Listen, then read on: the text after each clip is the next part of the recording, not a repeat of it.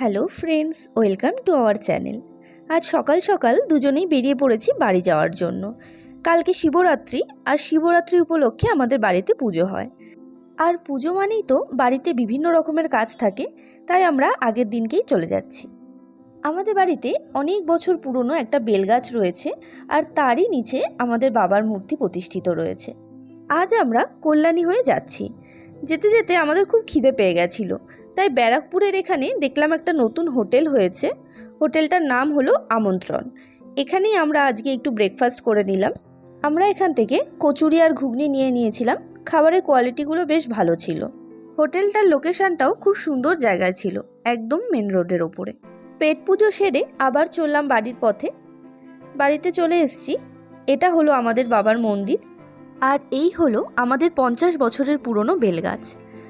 তোমরা কি জানো, সমস্ত বেলগাছের পাতা ঝরে গেলেও আমাদের এই বেলগাছ কখনোই পাতা শূন্য হয় না। পুরনো পাতা ঝরার আগেই নতুন পাতা হয়ে যায়। এই বেলগাছের আরও অনেক গল্প আছে, বাকিটা তোমাদের নেক্সট ভিডিওতে শেয়ার করব।